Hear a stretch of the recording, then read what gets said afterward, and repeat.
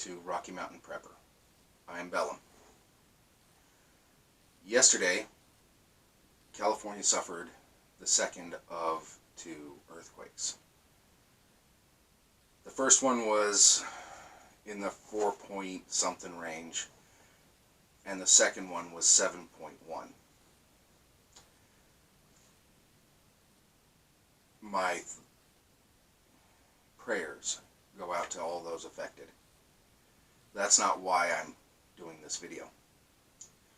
I'm doing this video because we are becoming too reliant on the government. Over in California, they have an app that's linked to the USGS. That's the United States Geological Survey, for those of you who don't know. This app was supposed to alert people when a very high likelihood of earthquake was going to hit. That would have been wonderful if it had worked. All the reports I've heard were that it didn't work. It didn't go off. They had no warnings. Well, that's a little bit of a lie, because anyone in that area should know that there's a likelihood of earthquake, and anyone who is in an area that has likelihood of earthquake should have supplies ready so they could get out if necessary.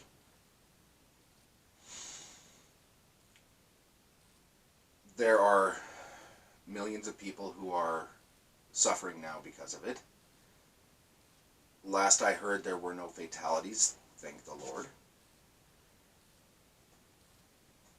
But we need to rely on ourselves. You should have food, enough for at least a year. I beg you to get more than that. I beg you to build up a stockpile of at least 3 years. We need to have plans in place to go other places so that we can take off if we have to. My group is in 2 different geographic areas, sorry. And there are plans that if something happens and we cannot go to one of them because it is no longer safe, we can go to the other. My group is set up to be very self-sufficient. We are getting to the point that in either location, we would only know that society has collapsed because the rest of the group showed up and said, hey, this happened. And that's our goal. Our goal is so that we have to have outside word from outside of our area to know that everything's collapsed. A lesson from history: when the collapse of Rome hit, there were isolated communities all over Europe that when Rome collapsed, they had no idea. They sat there and were doing their own thing for close to a generation before they found out that Rome had fallen. We need that kind of autonomy. Yes, it's great to be able to go to the grocery store. But with all the flooding, that most of the farmland hasn't been planted this year, we need more. We need to do more. We need our food storage. We need to get our supplies ready so that at the very least, when the food prices go up, we're not suffering. I don't like the idea of anybody having to forego a mortgage payment because they had to buy food. That's why I tell everybody, grow a garden. There's still time. It's just after the 4th of July. You can still get some crops in. You can still grow some beans and peas. You might not get much out of it, but at least you're starting. Do not get the seed vaults. Those survival seed vaults, they are crap. You have too much items in there that you burn more calories planting than you get out of them. There are good companies that do have seed vaults that are decent. I've been looking into some of them. In later videos, I will talk to you about that.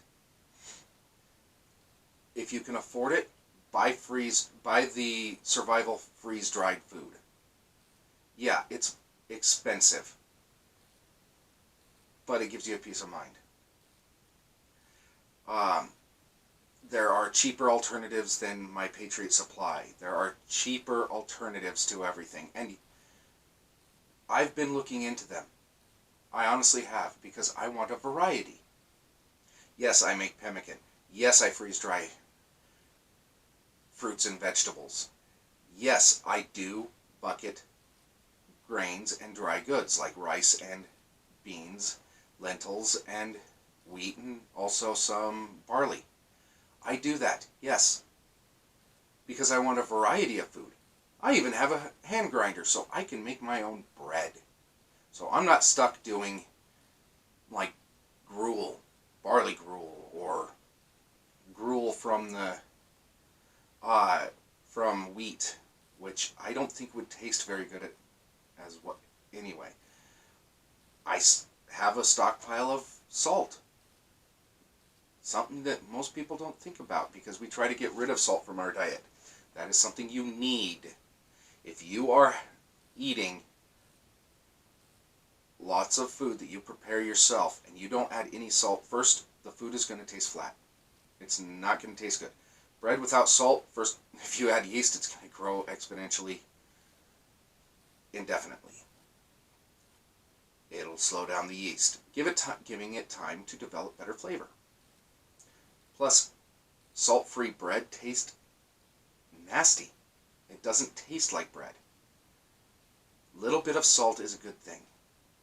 Plus, if you're out there digging a garden, you're going to be sweating a lot. You have to replenish the salts that you sweat out. If you don't believe that you have salt in your sweat, easy experiment.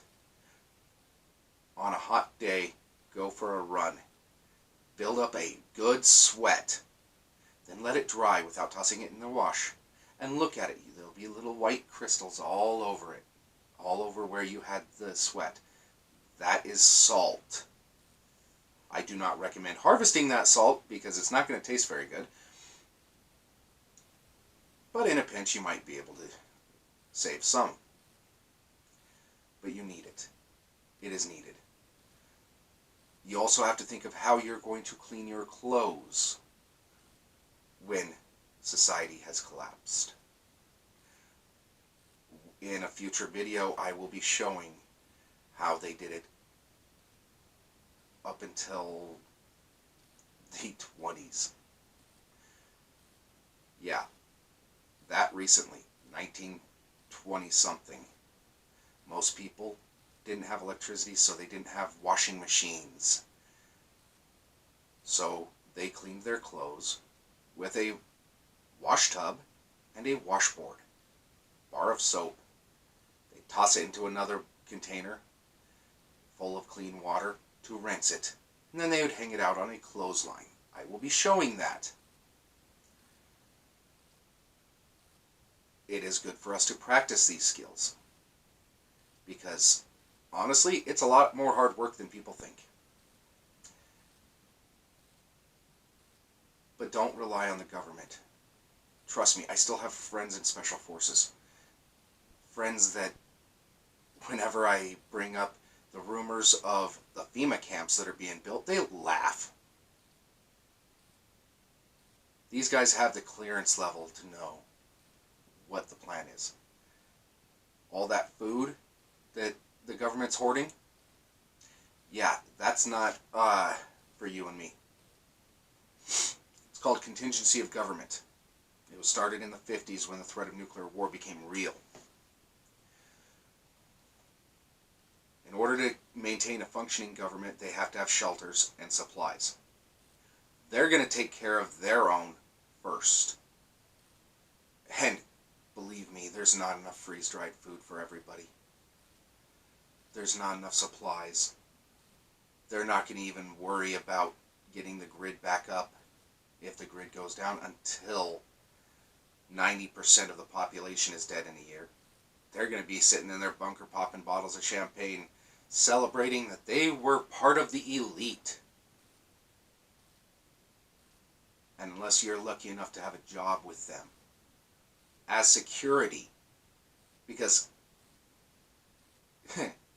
history actually has examples of this. The Greenbrier Hotel was set up for just the members of Congress, not their families. It was set up so that only Congress and the members of Congress could go.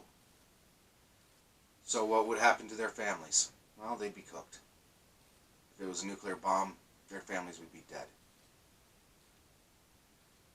They didn't have plans for even their families, so they won't have plans for you tomorrow. If everything happens tomorrow, they're not going to have the equipment for you. They're not going to have the ability to set up a camp for you. Don't trust that the government's going to come and save you.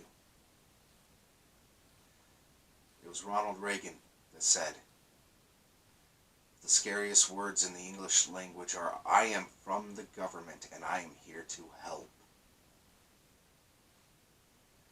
I'm probably going to get in trouble with YouTube for this, but I don't care. The government isn't going to save you. Get a garden going. Learn now how to produce your own food. Learn now how to process your own meat. Because if you're lucky enough to kill a deer, you're not going to just put it on a barbecue grill. Start learning now so that when you need the skills, you have them.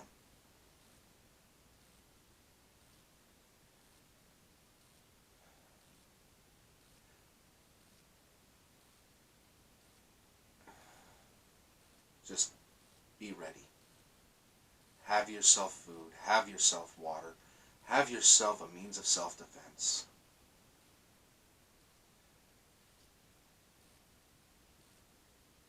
From Rocky Mountain Prepper. Good luck, and God bless all of you.